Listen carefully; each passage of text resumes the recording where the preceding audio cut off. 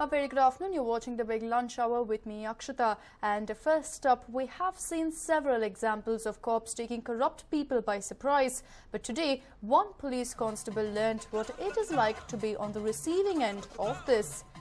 The man you see on your screens is BD Ratti Halimata, who is a DAR constable.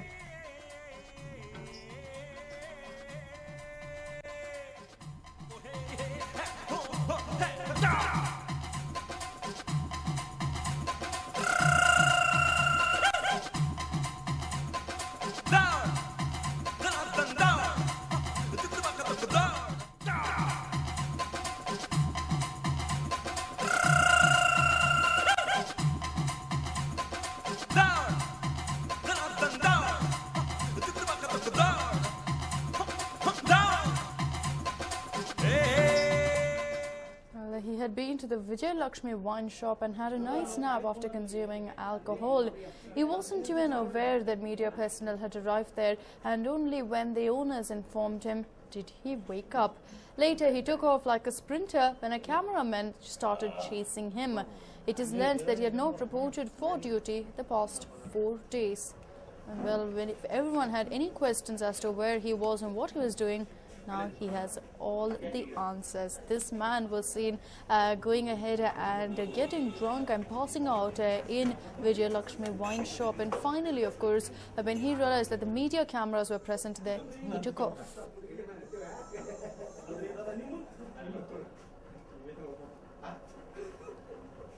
Well, it is understood that this particular man had in fact not reported for duties for the past 4 days. He is a DAR constable.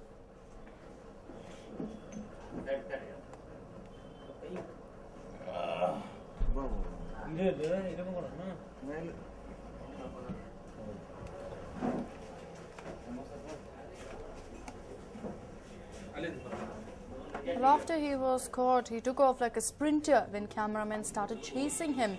It is learnt that he had not reported for duty for the past 4 days.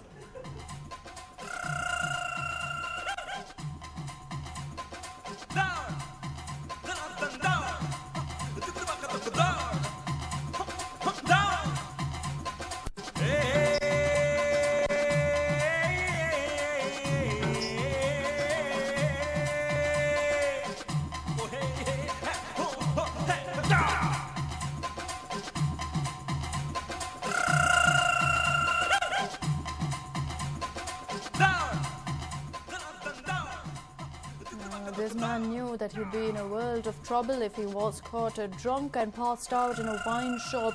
It is understood he had not reported for duty for the past 4 days, and once he was caught by the cameras, he immediately decided to make a run for it.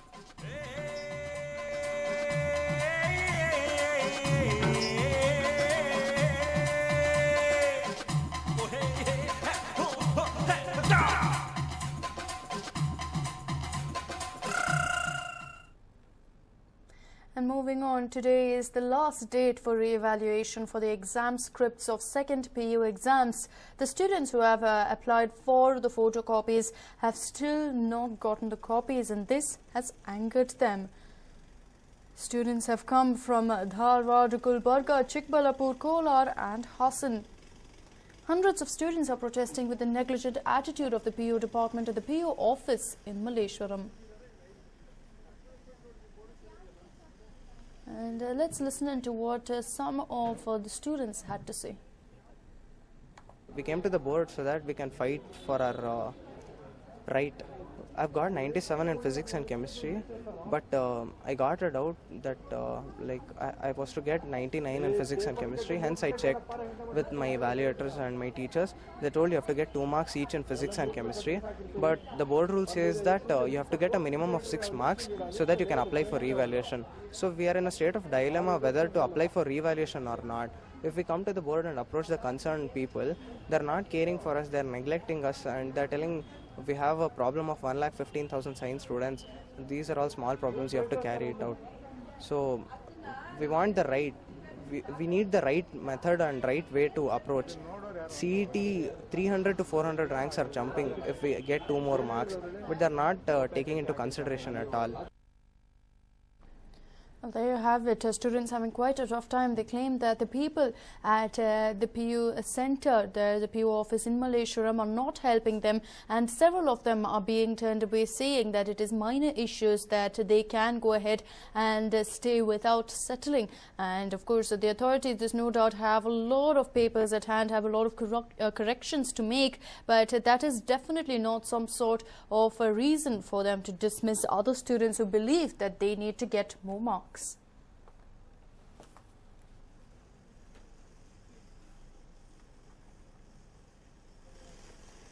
Well, today is, of course, the last date for re-evaluation, but over the last 1 or 2 weeks, we've seen several students gathering together, meeting officials at the PO office, but it's made absolutely no difference. Several of them have applied for photocopies and they've not even received the same. So without receiving it, they're unable to go ahead and submit whatever they believe is for re-eval. And of course, that has left a lot of students in the lurch.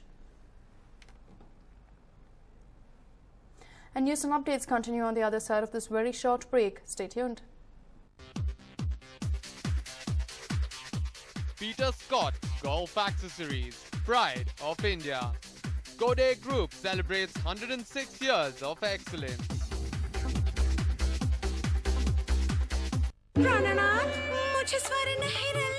अरे वो तो है भ्रम, यदि लफड़ा हो जाए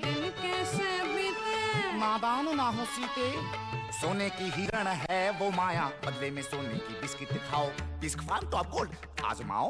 Wow. Very strange. Story change. Bisk Farm Top Gold, स्वाद थोड़ा हट। ಹುಲಿ ಬೇಟೆ ಹುಡ್ಕೊಂಡು ಹೋದ್ರು, ಬೇಟೆನೆ ಹುಲಿ ಮುಂದೆ ಬಂದ್ರು, ಎದೆ ಬಗ್ಯದ ಹುಲಿನೇ.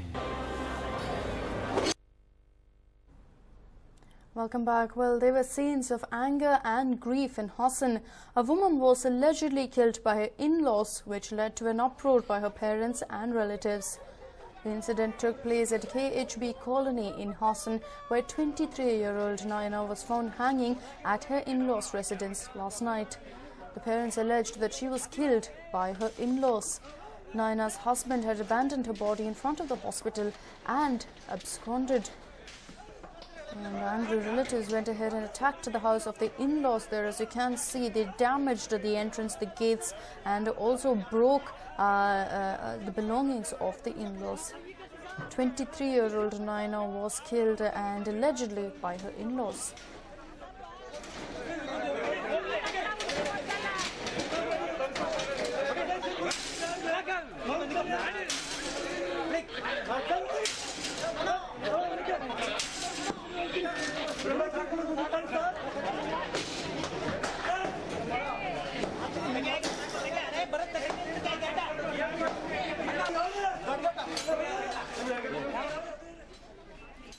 Well, it is understood that this could be a case of dowry. Of course, there's no conclusive proof that in fact Naina was killed by her in-laws.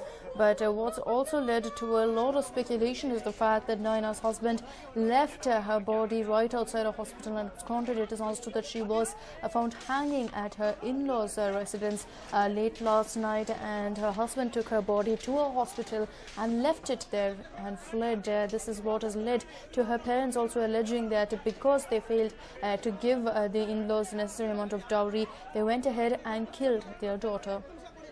The cops reached there just in time to ensure that these people stopped all the galata.